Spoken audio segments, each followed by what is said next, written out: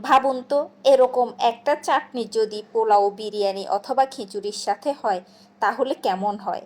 আমার তো ভাবতেই মুখে পানি চলে এসেছে। রোদে দেওয়ার ঝামেলা ছাড়া এই চাটনি কিন্তু বছর জুড়ে সংরক্ষণ করতে পারবেন।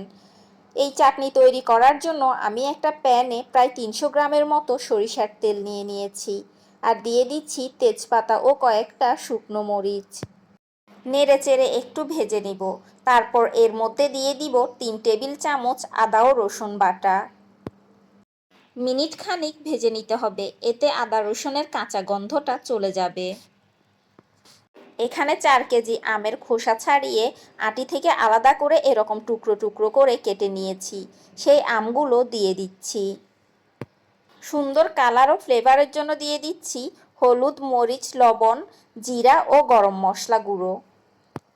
নাড়তে নাড়তে কিছুক্ষণের মধ্যে দেখবেন যে আমগুলো থেকে হালকা পানি বের হয়ে আসছে।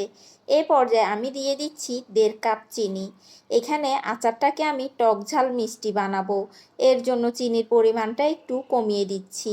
আপনারা যদি মিষ্টি বেশি খেতে পছন্দ করেন তাহলে চিনির পরিমাণটা আরও বাড়িয়ে দিবেন।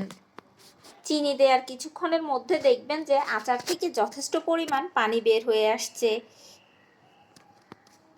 চুলার মিডিয়াম আঁচে এই পানির মধ্যেই আমগুলো সিদ্ধ হয়ে যাবে।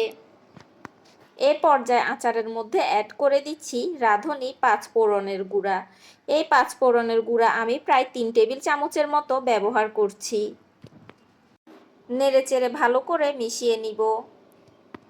নাড়তে নাড়তে দেখবেন যে আচারের কালারটা আস্তে আস্তে চেঞ্জ হয়ে যাচ্ছে।